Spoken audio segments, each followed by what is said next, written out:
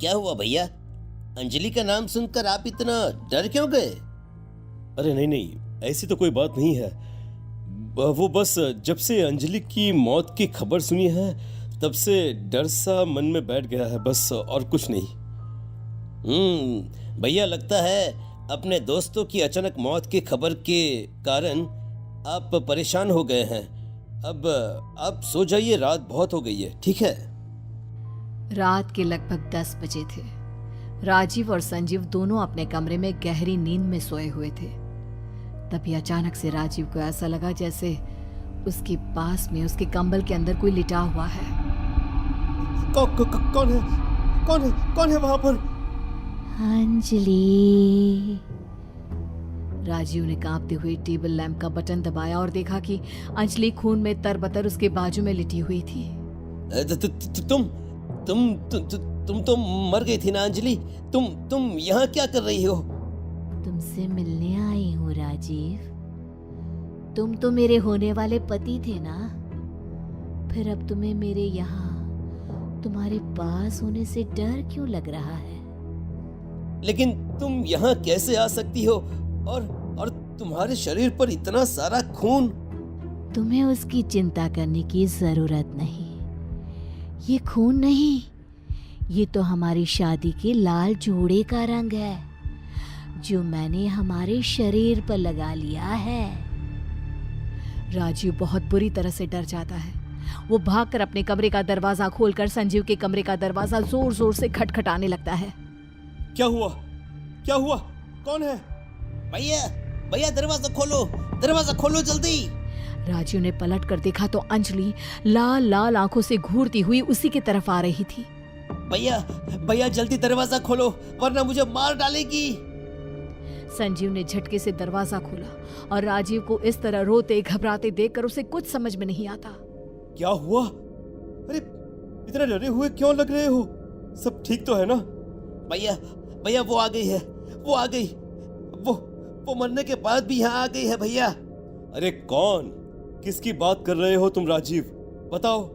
तुम्हें ऐसे देखकर मुझे बहुत डर लग रहा है। क्या हुआ? भैया वो अंजलि वो यही है, मेरे पीछे है।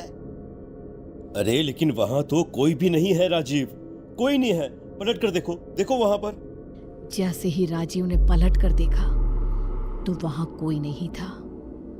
वो रात किसी तरह से बीत गई और अगली सुबह जब संजीव नाश्ता कर रहा था तो अचानक से उसके सामने रखे दूध के गिलास का रंग बदलने लगा।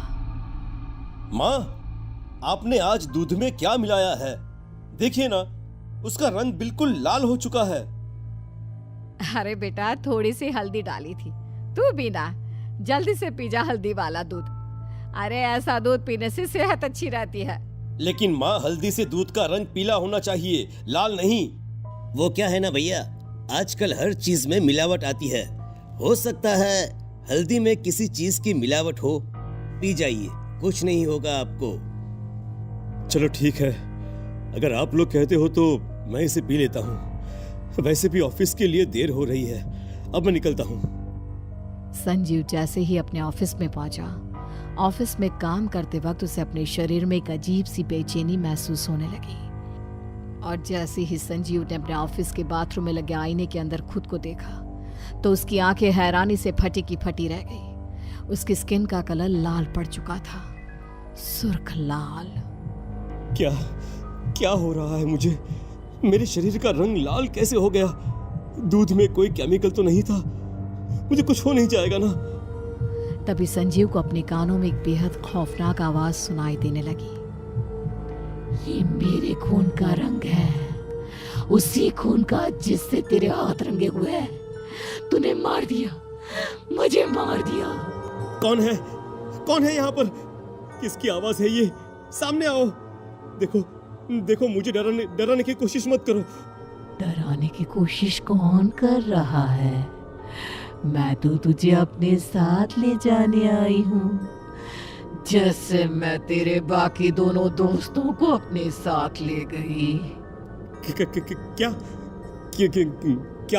मतलब है तुम्हारा? मेरे दोस्तों को साथ ले जाने का क्या मतलब है तुम्हारा? चलो ठीक है, मैं तुम्हारे सामने आ जाती हूँ। अपनी आंखें बंद करो। संजीव डर के मारे बाथरूम से बाहर निकलकर भागने की कोशिश करता है, लेकिन बाथरूम का दरवाजा लॉक हो जाता है। अब पूरा बाथरूम लाल रंग की रोशनी में डूब चुका था। तभी अचानक से उसने देखा कि खून से लथपथ अंजलि उसकी आंखों के सामने खड़ी है और उसके साथ प्रतीक और राघव भी खड़े हुए थे। अरे अरे ये सब क्या है? कौन हो तुम लोग? और तुम तो सब मर चुके हो ना? फिर ये मेरी आंखों के सामने कैसे? प्रतीक, राघव, मेरे दोस्तों। हम अब तुम्हारे दोस्त नहीं हैं, अंजलि के गुलाम हैं। जैसा वो करेगी अब हम वैसा ही करेंगे। हाँ, सुन लिया तुमने? तुम्हारे ये दोनों दोस्त अब तुम्हारी नहीं मेरी बात मानते हैं। जाने दो, मुझे छोड़ दो। मुझसे बहुत बड़ी गलती हो गई है। मुझे तुम्हें नहीं मारना चाहिए था। मुझे माफ कर दो मुझे। सिर्फ इसलिए क्योंकि मैं तुम्हारे भाई से प्यार करती थी और तुम हमारी शादी होने देना नहीं चाहते थे। तुमने मुझे मार दिया, इसलिए अब बदला तो मैं लूंगी। नहीं, जाने दो मुझे, जाने दो, छोड़ दो मुझे, छोड़ दो। राघव, प्रतीक, अपने दोस्त को अपने साथ ले चलो। और फिर अगले कुछ ही पल में ये खबर फैल जाती है कि संजीव ने अपने ऑफिस के बाथरूम में हाथ की नस काट कर आत्महत्या कर ली। ये खबर सुनने के बाद राजीव के पैरों तले जमीन खिसक जाती है।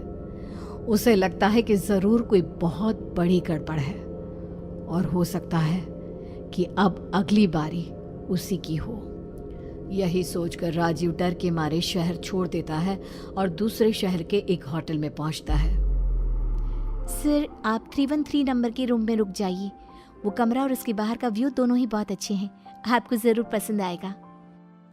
ठीक है, अगर कोई भी मुझसे मिलने आए तो उसे मना कर दीजिएगा।